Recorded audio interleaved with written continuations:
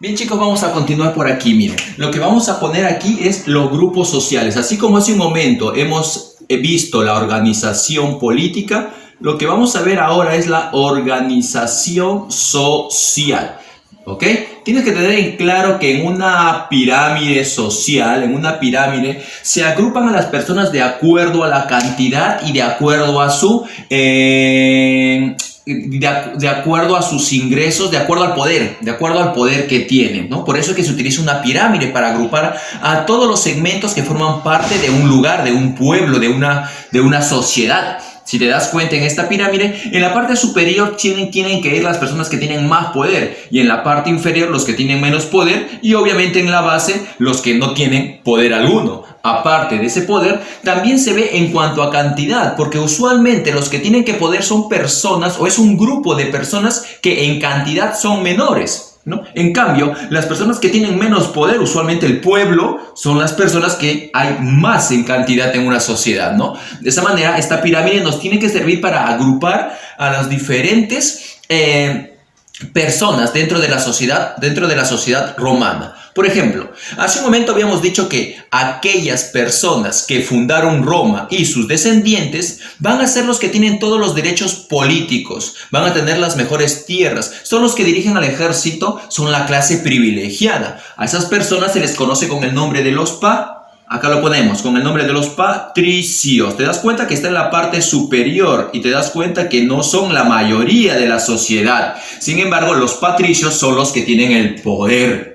Debajo de ellos vamos a tener al pueblo, y el pueblo está conformado por aquellas personas que llegaron a Roma después de la fundación de Roma. A ellos se les va a conocer con el nombre de plebeyos, la plebe, el pueblo. Los plebeyos son todos aquellos que llegan a Roma después de su fundación. Por lo tanto, no necesariamente son personas pobres, no necesariamente son personas sin educación. Recuerda que pueden haber muchas personas que llegan a vivir a Roma, pero que ya vienen con algún poder económico. Puede haber personas solventes económicamente, ¿no? Pero como no son parte de la fundación de Roma, sus descendientes van a ser marginados, no se les va a dar derechos políticos, no van a tener las mejores tierras. Vamos a ver que más adelante, y justamente lo vamos a poner acá, se va a dar un enfrentamiento, no una guerra, pero sí un enfrentamiento entre los plebeyos y los patricios. Los plebeyos en busca de derechos que les den cierta igualdad con los patricios, lo van a conseguir más adelante. Por ahora tenemos que los patricios son los descendientes de los fundadores, son los dueños de todo, y los plebeyos son el pueblo. Ahora, aparte de algunos plebeyos, especialmente dedicados al comercio, eran patrocinados por algunos patricios, como quien dice, eran sus protegidos. A esas personas se les conocía con el nombre de los clientes. Mira, aquí lo pongo, los clientes.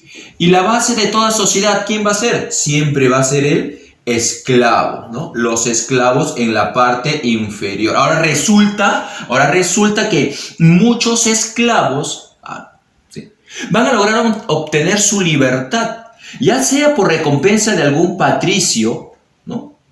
Y de esa manera, esos esclavos que consiguen su libertad se les va a conocer con el nombre de libertos, ¿sí? Libertos. Los libertos. Muy bien, tenemos a las 5 clases aquí. Lo que tenemos que ver en este momento es ¿qué problema se va a originar producto de los patricios con los plebeyos? ¿Qué problema hay entre ambos? Y a ese enfrentamiento, a ese versus entre ambos, le vamos a conocer con el nombre de las luchas. Así, las luchas de clases. Las luchas de clases sociales, ¿ok? Las luchas de clases sociales, sí. No es una guerra, como te digo.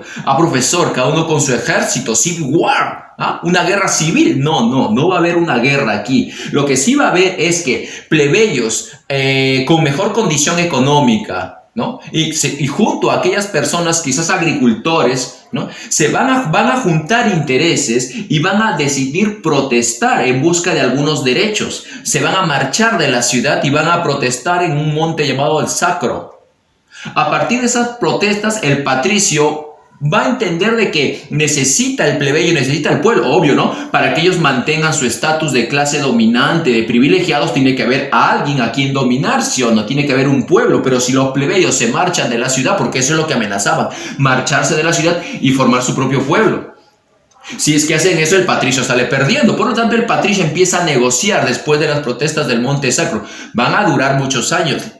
¿Sí? Van a haber muchas rencillas, tampoco creamos que todo esto fue bien tranquilo que digamos. Sin embargo, poco a poco, migaja a migaja, los patricios van a ir soltando derechos a los plebeyos. Por ejemplo, entre todos los más conocidos tenemos la ley de la Canuleia, la ley Ogulnia, la ley Licinia, la ley Valeria, la ley Hortensia, la ley Agraria, la ley Frumentaria. Pero de todas ellas falta mencionar la primera de todas, la que inició todo. Se le conoció con el nombre de, lo pongo acá, mira, se le conoce con el nombre de la ley de las 12, la ley de las 12 tablas.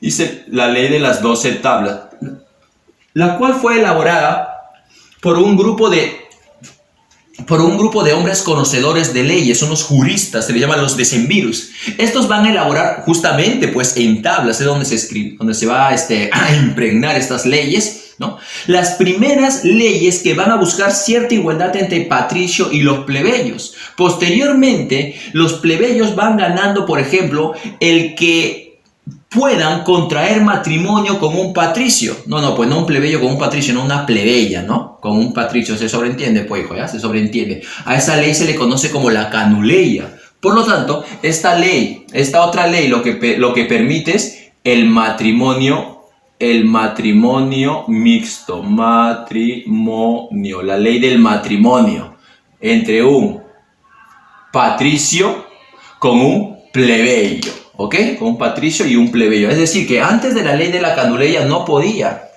haber matrimonio entre ambas clases. Estaba prohibido. Mira, qué sinvergüenza, ¿no? Que se habrán creído los patricios, ¿no? Sin embargo, ahora sí se está permitiendo. Inclusive mediante la ley Ogulnia, ¿ok? Mediante la ley Ogulnia, lo que se estaba consiguiendo es que ahora los plebeyos puedan también ostentar, buscar, conseguir cargos religiosos. Por ejemplo, el cargo de los augures es un cargo principal entre los romanos, miembros de la religión. La ley Ogulnia permitía el acceso al sacerdocio, acceso a las escuelas sacerdotales,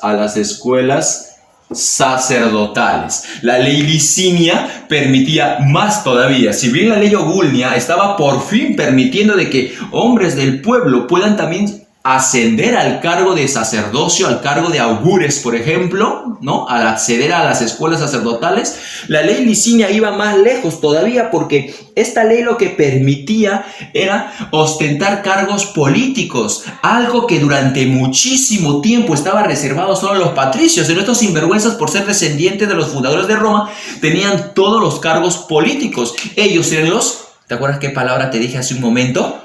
¿Te acuerdas esa palabrita? ¿Cómo se les llama a todas las autoridades?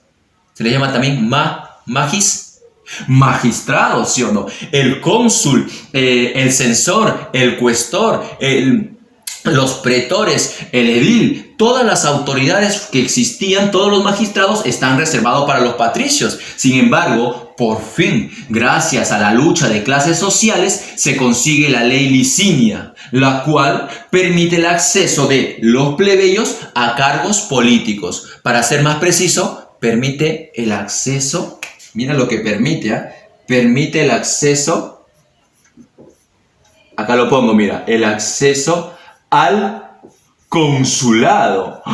Al consulado, profesor Rey Chanfle. Es decir, usted hace un momento dijo que el consulado era una institución conformada por 2 cónsules elegidos por el Senado. Y los cónsules eran los encargados de gobernar Roma.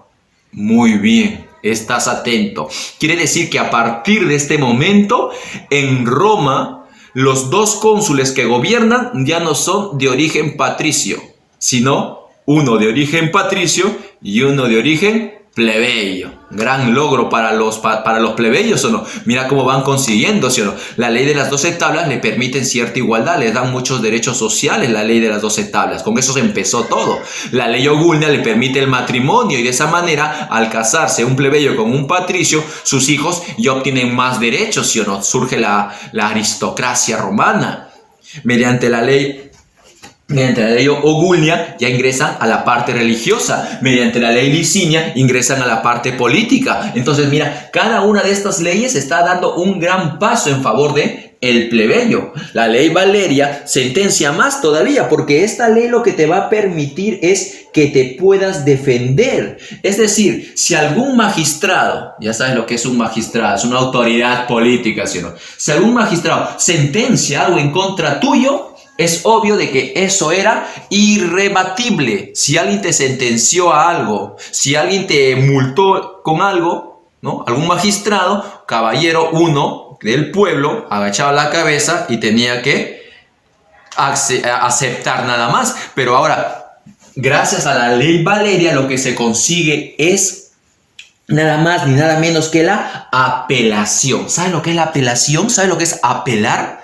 ¿Apelar? Quiere decir que si algún... tú eres bien vivo, a ti siempre te gusta apelar, no sé si no te hagas. Yo sé que te gusta bastante apelar. Por ejemplo, supongamos que en casa, ¿quién es la máxima autoridad en casa?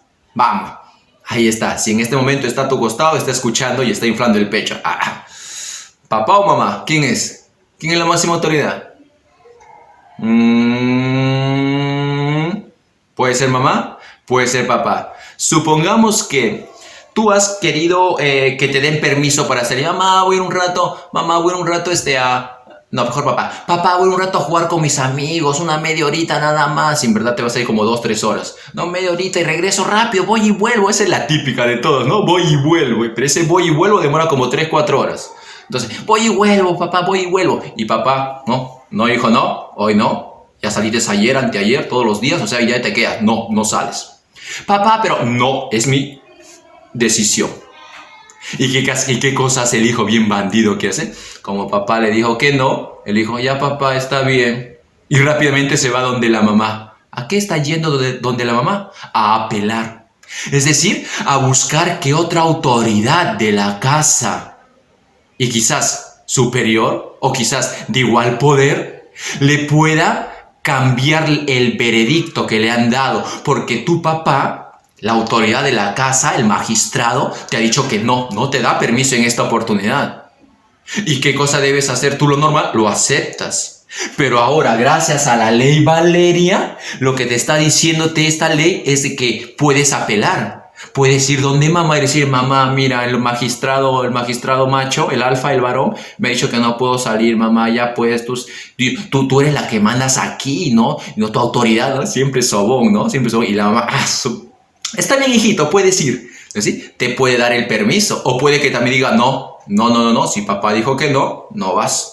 ¿No? Y de esa manera te fregó, pues, porque no te va a conseguir la apelación, ¿no? Pero ya tienes una idea de lo que es apelar, pues ir frente a otra autoridad, ir frente a otra institución, para que de esa manera te cambien o intentes que cambien el veredicto, la decisión que han tomado contigo, ¿sí o no? Pues sucede que los magistrados, cuando daban una sentencia, no había apelación, pero ahora la ley Valeria lo que está permitiendo es que se pueda apelar. ¿Sí? La ley Valeria lo que permite es apelar, pero obvio, no ante los magistrados, porque el magistrado te va a decir lo mismo, ¿sí? No es como que papá te dijo que no y luego quieres apelar con el mismo papá, con tu papá otra vez y te va a decir que no, pues no. En cambio, si vas a otra institución, ¿no? Vas a otra autoridad, vas a otro magistrado, te puede cambiar la decisión. Por lo tanto, la apelación con la ley Valeria no te permite que tú vayas a apelar a otro magistrado, pero sí a una reunión de autoridades. Y eso lo vimos hace un momento, las llamadas asambleas. Por lo tanto, puedes apelar ante la asamblea, apelar en asamblea. Ahí puedes apelar, ¿sí? De esa manera obtienes, pues, mayor chance, ¿sí? Te das cuenta, mira, todas las leyes cómo van a ir dando poco a poco mejor condición hacia el plebeyo. La ley Hortensia también te va a facilitar en cuanto a que lo que permite es que las asambleas... Mira, stop, me detengo un ratito ahí, para que me entiendas. Hace un momento decíamos de que en Roma existieron diferentes tipos de asambleas. La asamblea curial, la asamblea centurial y la asamblea tribal.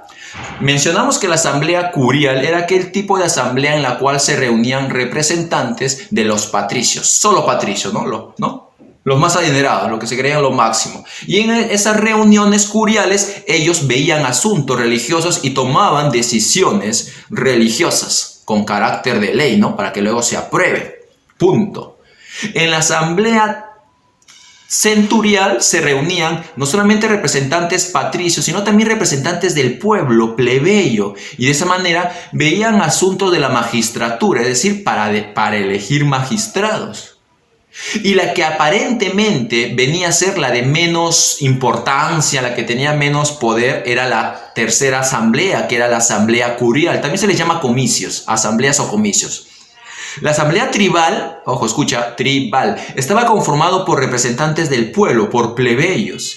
Y en estas asambleas ellos veían cuestiones, obvio, que aquejen a ellos y elegían y elegían representantes ante las demás magistraturas. ¿Tú sabes cómo se le llama al personaje que va a representar al pueblo frente a las otras magistraturas? Lo dijimos hace un momento en organización política. Se le llama el tribuno de la plebe. Pues resulta que en la asamblea tribal lo que se hace es elegir al tribuno de la plebe. Muchas veces los acuerdos que llegan a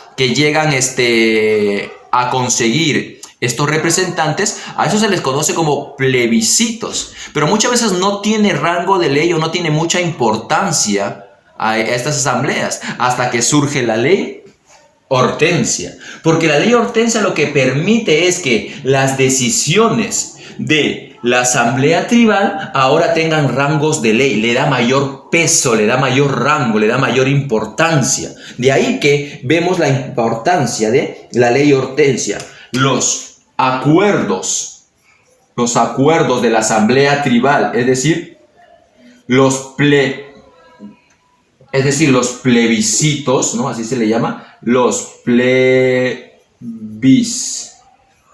plebiscitos ahora tengan rango de ley. Los plebiscitos tengan ahora rango de ley. Una vez más, todo se inicia con la ley de las 12 tablas, que daban cierta igualdad entre patricio y plebeyo. Son leyes de todo cargo, de todo tipo. Hay en lo económico, hay en lo social.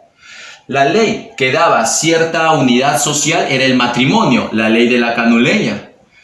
Para ingresar a asuntos religiosos, la ley ogulnia. Para ingresar a cargos políticos, la ley licinia. Para defender tus derechos sociales, la ley Valeria, porque apelaba a la sentencia, ¿sí o no? Y la ley Hortensia le daba mayor importancia a las decisiones que tomaba la asamblea tribal, ¿sí o no? Los plebiscitos ahora adquieren rango de ley. Si bien estas leyes van poco a poco, escalón a escalón, van dando una mejoría al plebeyo, no es a todos tampoco, ¿ya? Tenemos otras dos leyes importantes que son la ley agraria y frumentaria. Resulta que dentro de Roma existió un personaje llamado Tiberio Graco. Tiberio Graco era un tribuno de la plebe. Supongo que me entiendes o no. Tiberio Graco era un tribuno de la plebe. Quiere decir que Tiberio es un representante del pueblo ante las demás magistraturas. Y como magistrado, como tribuno de la plebe, Tiberio Graco lo que hizo fue proponer y aprobarse una ley que permitía se le dé tierra a los plebeyos, ¿ya? Para que puedan trabajar, para que puedan vivir. Pero al dárseles tierras, a alguien tenía que quitárseles esas tierras.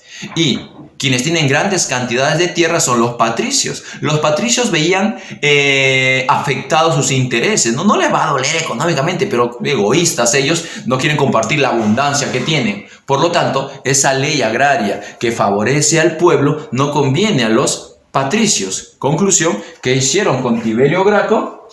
Lo van a asesinar, ¿sí? Esta era la ley que daba tierras. La ley que daba tierras al pueblo. Casi 10 años después, un hermano de Tiberio Graco llamado Cayo Graco va a llegar a ser tribuno de la plebe, y el hermano Cayo Graco va a reimplantar la ley agraria de su hermano, ¿sí? Y va a complementar dando la ley frumentaria, la cual era la ley de los cereales. Los cereales. Quiere decir que la producción de alimentos llegaba a un precio muy alto para el pueblo. Había que facilitar, había que descender el precio para que esté al alcance más del pueblo, ¿no? Lo más lógico, lo más sano, ¿no? Pero para poder bajar el precio al cereal, alguien debería pagar la diferencia, es decir, la reducción. Suponte que el cereal está a 10 soles, ¿sí? Está a 10 soles. Y el Estado dice, no, a partir de ahora el pueblo debe pagar 6 soles, porque no tiene más plata, no va a poder pagar más de 6 soles. Entonces, que el pueblo pague 6 soles por el cereal. Chanfle, pero el cereal cuesta 10 soles. Si el pueblo lo va a comprar a 6, ¿quién paga la diferencia? ¿Quién paga los otros 4 soles?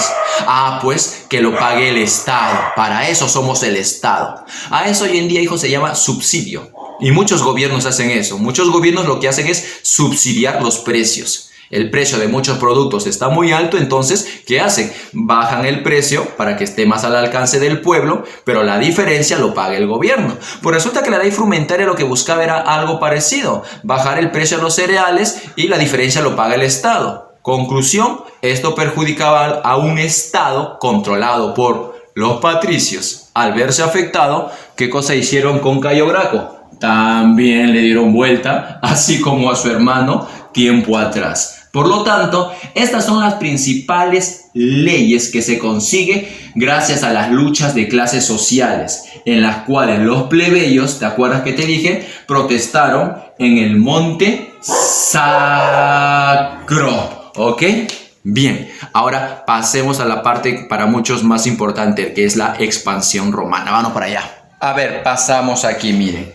Aquí podemos encontrar un gráfico que de la zona europea, africana y asiática. En medio de esos 3 continentes existe un gigantesco mar que está aquí. Ese gigantesco mar recibe el nombre de, lo vamos a poner, se llama el mar Mediterráneo. Es inmenso el mar Mediterráneo. La palabra Mediterráneo significa medio,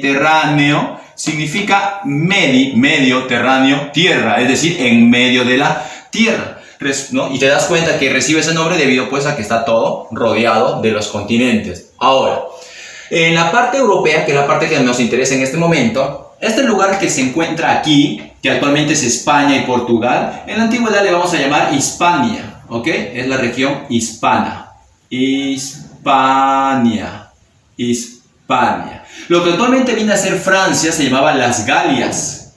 Las Galias. Y la parte que actualmente es Alemania se llamaba Germania. Y lo que actualmente es Inglaterra la vamos a llamar Britania. Britania.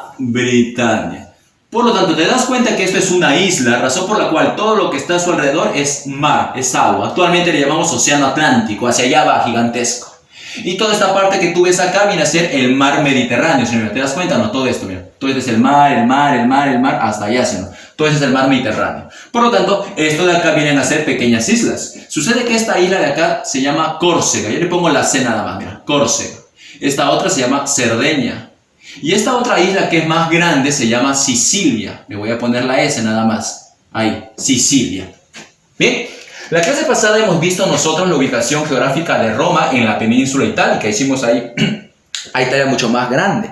Por lo tanto, existe una larga cadena de montañas. Míralo acá, míralo acá. Aquí existe una cadena de montañas que separa la península itálica. Recuerda, esto es la península itálica. La separa... ¿no? Esta cadena de montañas la separa del resto de Europa, ¿sí, no? Todo esto que es el resto de Europa. ¿Cómo se llama esta cadena de montañas? ¿Recuerda clase pasada? Se le llaman los Alpes. Ahora, dentro de la península itálica hay una gran cantidad de pueblos y nos interesan varios de ellos para entender el tema. Mira, uno de ellos se encuentra aquí, es el principal de todo nuestro tema, en la parte del puntito rojo. Toda esta región de acá, mira mi mano, toda esta parte de acá se llama el Lacio, la región central de Italia. Y dentro de este lugar, ese puntito rojo, ahí se encuentra la ciudad de Roma. Muy bien, también conocido como la ciudad de las 7 colinas. Vamos a poner acá entonces, ahí se encuentra Roma. Pero Roma tiene una gran cantidad de países vecinos, de pueblos vecinos, ¿ya? Que están dominando diferentes regiones dentro de la península itálica. Por ejemplo, la parte norte, hacia acá, mira mi mano, todo esto de acá, toda esta parte de aquí, esta región de acá, está dominado por los etruscos. Entonces voy a ponerle aquí Etruria. ¿Ok?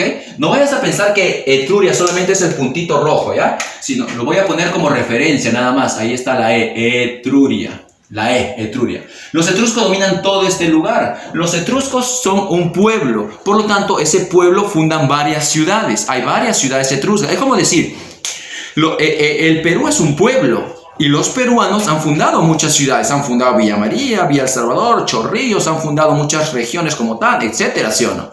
Por lo tanto, igual, los etruscos son un pueblo. Y los etruscos fundan muchas ciudades. Igual para otros pueblos.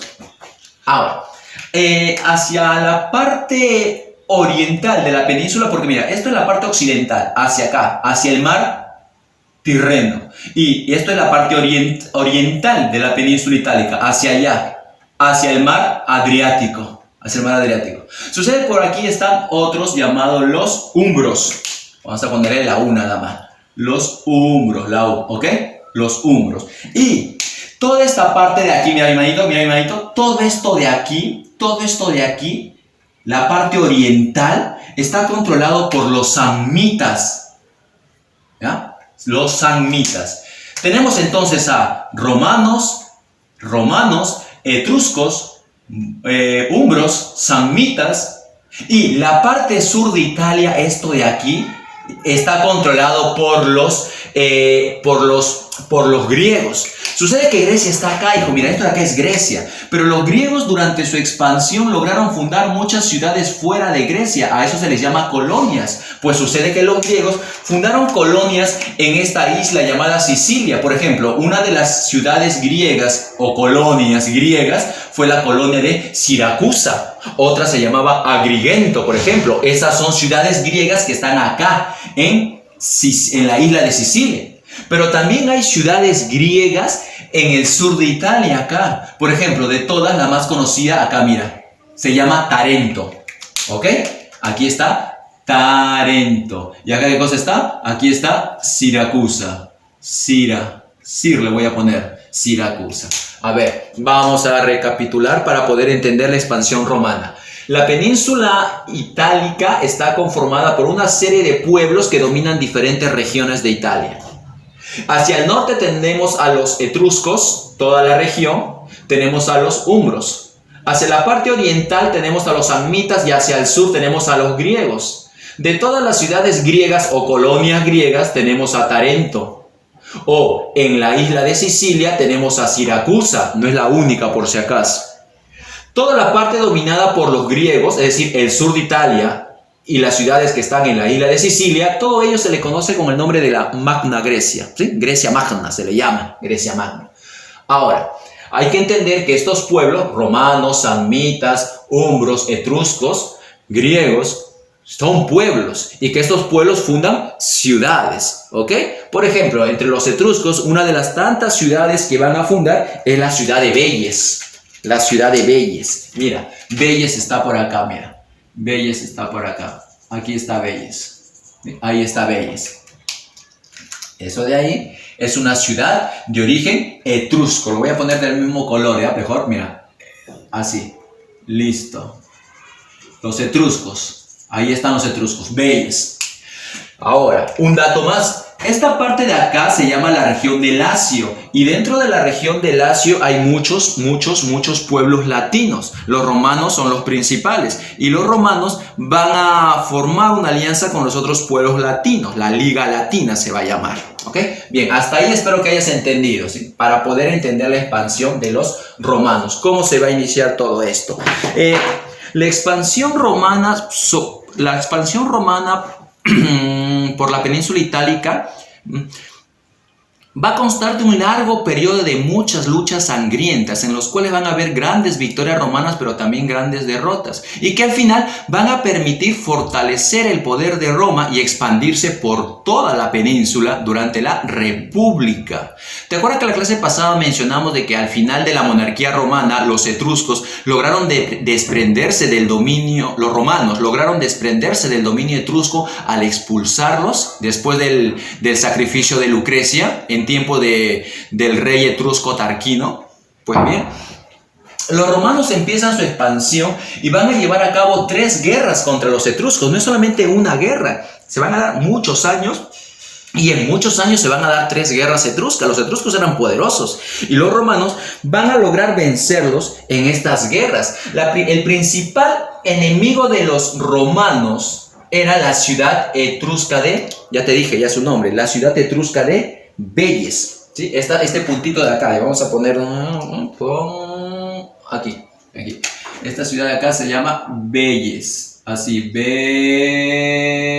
Era la principal enemiga que causaba problemas a los romanos. Los romanos en una primera guerra púnica van a perder frente a los etruscos, pierden una ciudad que habían fundado los romanos, llamada la ciudad de Firenas, perdón. Pero luego en la segunda guerra etrusca van a lograr recuperarla. Y en la tercera guerra etrusca le va a ir mucho mejor, porque tras esa guerra los romanos van a lograr vencer y desaparecer a Veyes, su gran enemiga. Y de esa manera Roma empieza su expansión. Sale de su pequeño territorio en las 7 colinas y empieza a protagonizar un capítulo de la historia universal.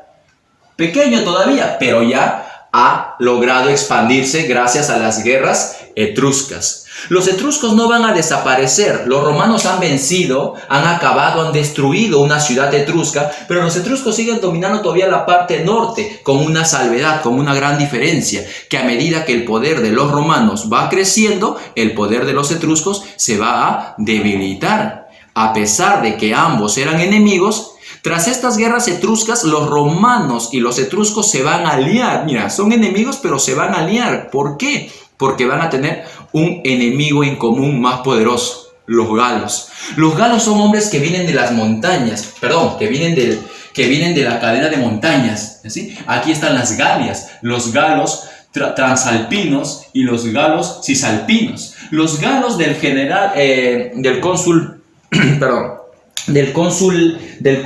Breno van a avanzar sobre esta alianza etrusca-romana y van a vencer.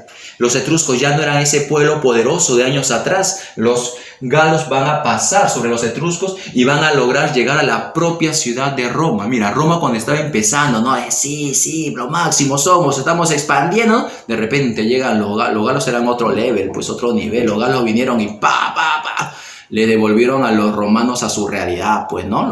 Los pobres romanos pensaban que estaban jugando en profesional, ¿ya? Y llegan los galios que eran de Champions League y ¡pum! Los castigaron, tal paliza le dieron a los romanos que la invasión de los galos llegó a la propia ciudad de las 7 colinas. ¿Ya? Llegaron y empezaron a saquearla ante el pánico de la población que corría a protegerse. Los galos pidieron rescate por la ciudad y los romanos van a pasar un capítulo de humillación en su historia cuando tengan que pagar el rescate por sus ciudades, ¿sí? Para que el galo ya le deje de pegar, ¿no? El romano tuvo que pagarle el rescate de la ciudad. Cuando los galos se van, con el paso de los años, los romanos van nuevamente a recuperarse poco a poco. Sí, los romanos se van recuperando, pero nunca van a olvidar este castigo que han sido víctima por parte de un pueblo más poderoso en ese momento todavía, los galos. Los etruscos siguen existiendo, pero muy debilitados todavía. Es en ese momento en que se da las guerras samnitas. Sí, contra ellos. Sucede de que si bien se dio 3 guerras contra los etruscos, también se van a dar 3 guerras contra los samnitas. Y es que pasa que los samnitas intentaron avanzar hacia la parte occidental. Una de las ciudades griegas que existía por acá se llamaba Capua. Mira, por acá hay una ciudad griega llamada Capua. Y los samnitas avanzaban hacia la ciudad de Capua para apoderarse de esa zona, ¿no es así? Esa zona. Eso no le gustó a los romanos, razón por la cual los romanos se aliaron con Capua y de esa manera estalla la primera guerra samnita. Los romanos vencen, los samnitas, ¿no?, firman un acuerdo beneficioso para los romanos, pero eso no le gustó a los otros pueblos latinos. ¿Te acuerdas que te dije que Roma formaba una liga, la Liga Latina? Pues resulta que los otros latinos no estuvieron de acuerdo con los beneficios para Roma. ¿Y qué cosa estalla? Las guerras latinas. Ah, su profesor, tantas guerras. Sí. Recapitulo. 1. Guerras etruscas. Roma vence. Es destruida. Velles. Acto 1. Acto 2. Los etruscos se alían con los romanos ante la invasión de los galos. Los galos llegan a la propia ciudad de las 7 colinas y la saquean, y el romano paga rescate por la liberación de la ciudad. Acto número 3. Se inician las guerras samnitas. La primera de ellas, debido al avance de los samnitas hacia Capua, los romanos se alían, vencen a los samnitas. Tras el fin de la primera, ojo que van a ser 3 guerras samnitas, esta es la primera recién. Tras el fin de la primera guerra samnita, estalla la segunda guerra latina, en la cual los romanos se imponen a los demás latinos y dominan toda la región latina del Lacio. Roma se sigue expandiendo entonces, gracias a su triunfo en las guerras latinas. Mira, ya está acrecentando su territorio.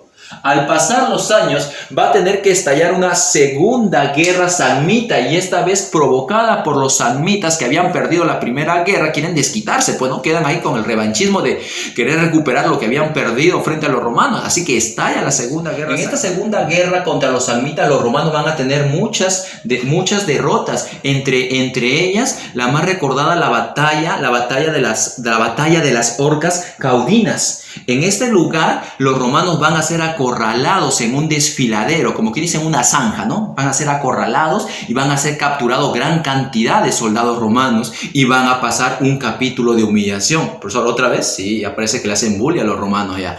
Los romanos, en las Orcas Caudinas, van a ser obligados, ¿no?, los prisioneros soldados, a desvestirse. Bueno, van a tener una ropa interior, como que dicen ropa interior van a estar, ¿eh? Y así, de esa manera, sin su traje de soldado, van a ser obligados a pasar por debajo de las armas de los samnitas, es decir, las lanzas. Se van a poner las lanzas así, ¿no? Se van a poner las lanzas así, ¿no? En forma horizontal, y los romanos van a tener que pasar por debajo. Profesor, entonces, qué bonito, van a jugar los romanos, van a poner ahí, van a así,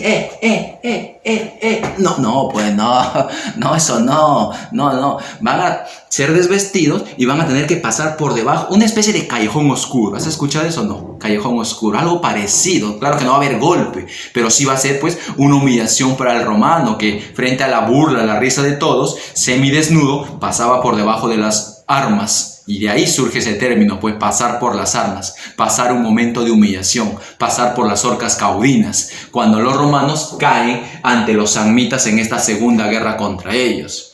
En ese momento, ante ese hecho, los romanos se dan cuenta de que ya no les está funcionando la táctica griega que utilizan. Ellos habían adoptado un estilo de batalla de tipo griego, por lo que los romanos abandonan esa táctica, ese tipo de agrupación y de lucha para innovar y crear algo nuevo. Lo que van a hacer es crear la táctica manipular, ¿sí? La táctica manipular consistía en agrupar un ejército de más o menos unos 4.200 soldados, lo cual se le va a conocer como una legión, al mando de un cónsul, ¿sí? Si habría otra legión, otro cónsul. Entonces, esta legión de 4.200 soldados iba a estar se iba a encontrar agrupado, separada en 30 partes, es decir, en 30 manípulos, ¿ya? En 30 manípulos. Y cada una de esas 30 partes estaría conformado por una gran cantidad de soldados, aproximadamente unos 120 soldados. Quiere decir que 120 soldados era un manípulo, otros 120 otro manípulo, otro manípulo, otro manípulo, y en total hacían una legión. En la parte delantera, quienes atacaban era la infantería ligera. Un hombre, pues, un soldado que luchaba, pues, con menos armas y por lo tanto tenía mayor flexibilidad hacia el ataque. En la parte posterior estaba la infantería pesada, mayor experiencia, con mayores instrumentos de batalla. Hacia los flancos se encontraban las personas más adineradas, los que podían tener caballo, es decir, la caballería. Y de esta nueva manera de ataque de las legiones divididas en manípulos es que los romanos se van a ir para arriba. Los romanos salen venciendo al final en esta segunda guerra contra los samnitas. A pesar que, mira, le estaban perdiendo en un inicio, al final salen venciendo a los samnitas en este enfrentamiento. Tras vencer en la segunda guerra va a estallar todavía una tercera guerra porque los samnitas, viendo el crecimiento del poder romano, se van a aliar con los umbros, con los etruscos y con los galos. ¡Ah, su profesor! Etruscos, ¿no? Poderosos y que siempre han luchado contra los romanos. Los galos, que le dieron semejante paliza tiempo atrás.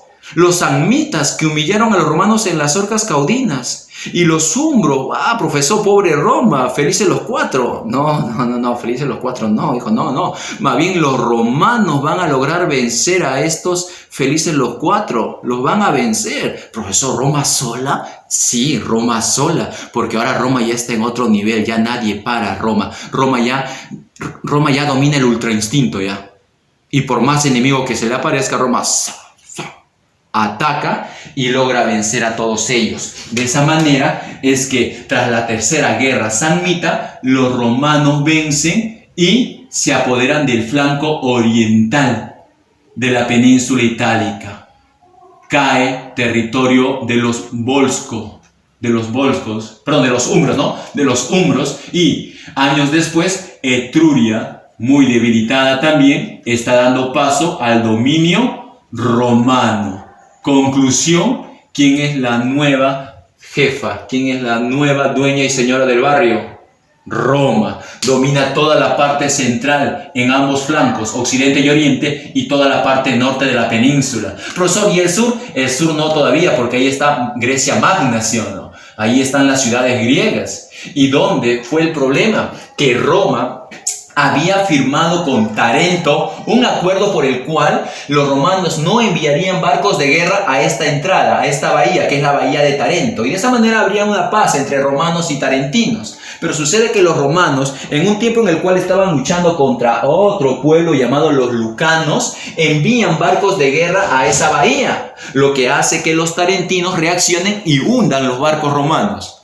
No, momento, te has metido contra el ultra instinto, por favor. ¿Qué cosa hicieron los romanos? Reaccionaron y le declararon la guerra a Tarento, a la ciudad griega. Tarento, viendo el poder de los romanos, viendo que no va a poder sola, necesita apoyo. ¿Qué hace? Pide ayuda a Grecia, a sus familiares, por decirlo, ¿no? Familiares de pueblo, no son del mismo pueblo, griegos acá y los griegos de Tarento. Sucede que en Grecia, en esta, mira acá, en esta parte de aquí, esta parte de Grecia, se encuentra un lugar llamado Épiro. ¿Ya? Épiro es un lugar griego. Y de Épiro, el rey de Épiro se llama Pirro. El rey Pirro de Épiro. ¿Okay? Y el rey Pirro quería ser una especie de Alejandro Magno. Alejandro Magno es un gran conquistador griego de Macedonia. Sucede que Macedonia es un lugar que está por aquí, mira, por aquí está Macedonia. De Grecia, por aquí está Macedonia. Sucede que el griego macedónico Alejandro Magno había salido y había conquistado a los persas. Entonces, Pirro quería ser también el Alejandro Magno, el conquistador, pero de la parte occidental, ya no hacia oriente. Cuando los tarentinos piden ayuda a Épiro, Pirro con su ejército marcha hacia Tarento para ayudar a los romanos. Para enfrentar a los romanos. ¿Qué cosa se inicia? Las guerras pírricas. Ay, profesor, más guerras. 1. Las guerras contra los etruscos. 2. El saqueo de los galos. 3. Las guerras latinas. 4. Las guerras contra los samnitas. 5. Las guerras pírricas. Sucede que el enfrentamiento entre el rey Pirro contra los romanos van a ser derrotados en algunas batallas y sus legiones fueron derrotadas. Y es que los griegos de Épiro traían algo nuevo que los romanos no habían visto, que era la lucha contra elefantes. Y los romanos van a ser vencidos en una batalla conocida como Heraclea por elefantes. Sí, pues contra elefantes, imagínate, animales de gran tamaño, pesados, como parte del ejército, causó confusión, desorden. Y de esa manera se estaba formando una doble alianza. Mira, nos vamos a ordenar. Por un lado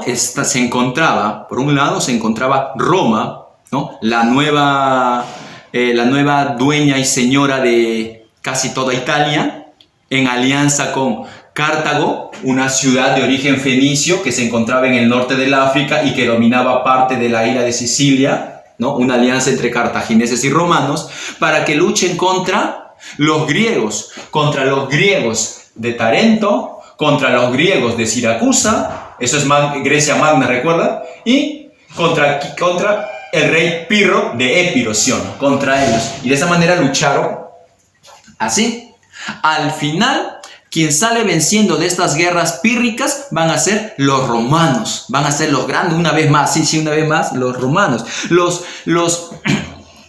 El rey Pirro van a tener algunas victorias, pero resulta que las victorias del rey Pirro son más recordados por ser unas victorias que tenían un gran sabor a derrota, ya que durante esa batalla perdió una gran cantidad de hombres. Los de Pirro lucharon, vencieron a los romanos, pero la cantidad de bajas que tuvieron hacía de que para un próximo enfrentamiento ya no iban a poder luchar contra los romanos. De ahí que surge para nuestro diccionario el término victorias pírricas, es decir, una victoria, pero que al final parece más una derrota porque nos costó demasiado, ¿no? Es una victoria muy pobre, es una victoria, pero no sirve de mucho porque los costos han sido muy altos, pues esa es una victoria pírrica. Resulta que al final Roma sale venciendo de las guerras pírricas y de esa manera se apodera de toda el sur, de toda la península itálica. Tarento y las otras ciudades griegas que existan ahí caen. Ahora sí Roma está dominando toda la península itálica. Su única enemiga ahora que se le presenta, su antigua aliada Cartago. Profesor, ¿y por qué Cartago? Porque Cartago es una ciudad comercial. Y los romanos también es una ciudad comercial. Ambos van a tener que enfrentarse por el dominio del mar Mediterráneo. Y en esa lucha entre Romano y Cartago se van a dar 3 guerras púnicas. En la primera guerra púnica vence Roma y le arrebata toda la isla de Sicilia a los cartagineses. También el control sobre Córcega y Cerdeña. Los cartagineses, muy furiosos y muy resentidos por ello, empiezan a expandir, todo esto ya lo dominaban, ¿sí? Empiezan a expandirse por Hispania para de esa manera recuperarse de la derrota frente a los romanos, ¿sí? Hasta que eso provoca nuevamente a los romanos y estalla una segunda guerra púnica, una segunda guerra contra Cartago. Estuvo a punto de vencer a los romanos hasta que Escipión, un general romano, logra vencerlo en la batalla de Zama, que se llevó a las afueras de Cartago. Profesor, guerras púnicas, 3, sí. La primera ganó Roma, consigue Córcega, Cerdeña, Sicilia. Segunda guerra púnica, también gana Roma, vence al general cartaginés Aníbal. Aníbal huye hacia Grecia y se esconde en Grecia, donde va a ayudar a los griegos. Roma, ¿qué hace? Provoca una tercera guerra púnica contra Cartago, la vuelve a vencer y de esa manera se apodera de Cartago, ciudad a la cual va a destruir. Pero ahora le pertenece todo ese territorio a los romanos y también la parte de la península hispana. Una vez que cayó Cartago en las guerras púnicas, una vez que se apoderaron de Hispania los romanos continúan su expansión hacia Siria, que está por aquí. Siria cae en poder de los romanos y tras caer Siria, avanzan sobre Macedonia. que está en este lugar, mira, Macedonia. Macedonia tiempo atrás fue poderosa con el gran conquistador Alejandro Magno, pero eso es tiempos atrás. Ahora quien está gobernando era Perseo, hijo de Filipo V, y cae derrotado. Tras caer Macedonia, avanzan sobre Grecia y en la batalla de Leucopetra, Grecia cae en poder de los romanos. Profesor, ¿y Pirro? Ya fue Pirro, ya. Profesor, ¿y los elefantes? Ya fueron los elefantes, ya nada. Ya, todo cae ante Roma. Mira cómo Roma se está expandiendo durante la República. Profesor, ese es su máximo avance que va a tener Roma. ¡Wow! ¡Qué poderosa! No, eso no es su máximo avance. No. Vamos a ver en el siguiente capítulo todavía, cuando lleguemos a Imperio Romano, vamos a ver cómo los romanos tienen que expandirse por acá, Egipto. Y cómo se van a expandir por las Galias y llegar hasta los límites con Germania y llegar hasta Britania. Pero eso ya pues es parte del siguiente capítulo. Eso ya son spoilers que te estoy mandando. Por el momento, así está la expansión romana. Y para terminar el tema, con esto cerramos, recapitulemos esta pequeña parte porque de acá te voy a evaluar. ¿Eh? De acá te voy a evaluar la expansión romana. ¿Qué cosa hemos dicho sobre la expansión romana? Hemos mencionado, número uno, la expansión romana se inicia con la guerra contra los etruscos, 3 guerras etruscas. Roma vence. Su principal enemiga, la ciudad de Veies, habíamos dicho. 1. 2. Luego se va a aliar con los etruscos, pero ya debilitados, contra la invasión de los galos. Y los galos del cónsul Breno logran vencer a los romanos, toman la ciudad de Roma, la saquean, Roma paga un rescate de su propia ciudad. Punto. 3. Tras ello estallan las guerras contra los samnitas. 3 guerras samnitas. Al vencer los romanos en la primera guerra samnita, estalla la segunda guerra latina. Gana Roma y se apodera de toda la región de Lacio. Continúa la guerra contra los samnitas. En la segunda guerra contra los samnitas se produce la humillación en las orcas caudinas. Los romanos cambian de táctica de lucha, la griega por una nueva, propia romana, la manipulación. Los romanos salen venciendo en esas guerras samnitas para que por último estallen las guerras pírricas contra el rey Pirro, quien se estaba entrometiendo en Italia, ayudando a Tarento y luego ayudando a Siracusa en la isla de Sicilia. Tras todo ello, Roma ya es ama y señora de toda la península itálica, por lo que después de ello se internacionaliza. Lucha contra Cartago en las llamadas guerras púnicas. ¿Cuál es la causa de esa guerra púnica? Aquí te lo pongo, mira. Causa, el control del comercio, ¿sí? El control comercial del mar Mediterráneo. Recuerda que Roma es una ciudad comercial y sucede que Cartago también es una ciudad comercial. ¿Cuántas guerras púnicas se dieron? 3 guerras púnicas. Mira acá, ¿ve? ¿Qué mencionamos? Los romanos luchan contra los volscos y vencen.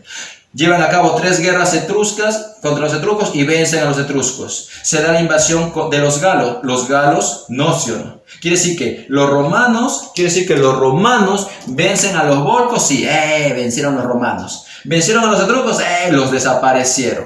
¿Vencieron a los galos? Oh, no. Son derrotados con los galos. ¿Vencen en las guerras latinas? Correcto, vencen en la guerra latina. ¿Vencen a los samnitas a pesar de que estaban siendo derrotados? Sí, logran vencer a los samnitas, ¿no? Mira, acá tienes para que apuntes en tu cuaderno, ¿eh? Todo está ordenado acá, por si acaso. Y por último, se da la guerra por la Magna Grecia. ¿Contra quién luchan por la Magna Grecia? Luchan contra el rey Pirro de Épiro. A eso se le llamó las guerras, ¿te acuerdas? Se le llamó las guerras pírricas.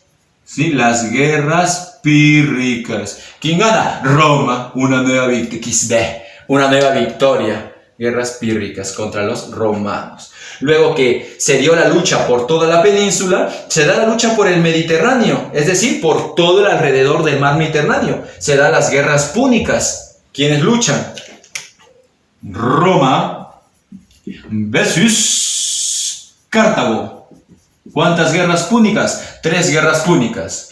La causa, el control comercial del mar Mediterráneo. Tras la primera guerra púnica, Roma conquista Córcega, Cerdeña y Sicilia. Tras la segunda guerra púnica y tras la tercera guerra púnica, Cartago desaparece. Recuerda que en la Segunda Guerra Púnica, Cartago estuvo a punto de vencer a Roma con su general Aníbal, que logró llevar elefantes y cruzar los Alpes hacia territorio italiano, hacia territorio romano. Casi pierden los romanos. Una gran derrota de los romanos, por ejemplo, fue la batalla de Cannas, toda una estrategia militar de Aníbal, hasta hoy en día estudiado en las escuelas militares, esa estrategia que utilizó Aníbal en Cannas. Pero a pesar de ello, Aníbal es derrotado por el general romano Escipión el Africano en la batalla de Zama. Derrotado en la Segunda Guerra Púnica, la Tercera Guerra Púnica fue mucho más fácil para Roma. Roma destruye la ciudad de Cartago y se apodera de todo su territorio. Una vez que cae Cartago, avanza sobre Siria del rey Antíoco III, avanza sobre Macedonia de Perseo, hijo del rey Filipo V, y por último cae toda Grecia tras la batalla de Leucopetra. Conclusión: la expansión de Roma nadie la va a detener por el momento. ¿Llegó a su máximo apogeo? Aún no, aún falta todavía. ¿Ok? Hasta ahí estamos llegando el día de hoy, chicos. Espero que hayas entendido, espero que hayas hecho un gran esfuerzo para estar concentrado frente a toda la información, porque hemos dado mucha información en la parte de la organización política con sus magistrados. Hemos dado información acerca de las asambleas o comicios, la tribal, la centurial, la curial. Hemos hablado acerca de la organización social, patricios, plebeyos, clientes, libertos, esclavos. Hemos hablado de la lucha de clases sociales en el Monte Sacro y cómo consiguen con ello muchos derechos sociales, como por ejemplo la ley de las 12 tablas, la ley Canuleia, la ley Licina, la ley Ogulnia, la ley Hortensia, la ley Valeria, la ley Frumentaria, la ley Agraria. Y por último, hablamos sobre la expansión romana, ya sea por la península o ya sea por el Mediterráneo. Por la península, venciendo a volscos, venciendo a etruscos, siendo humillado por los galos, conquistando a todos los latinos, venciendo a los samnitas, venciendo en las guerras pírricas. Y por último, conquistando muchos lugares del Mediterráneo al vencer en territorio de Siria, en Macedonia y por último en Grecia. Bien, chicos, un pequeño resumen veloz de todo lo que hicimos hoy. Espero que me hayas atendido, espero que resuelvas la práctica que te estamos dejando y en la brevedad lo mandes para poderte revisar. Hasta aquí quedamos hoy. Recuerda, sigue en tu casa, estamos en cuarentena, no te me estreses, sigamos luchando por salir adelante. Un abrazo, hijo, nos vemos, hasta luego.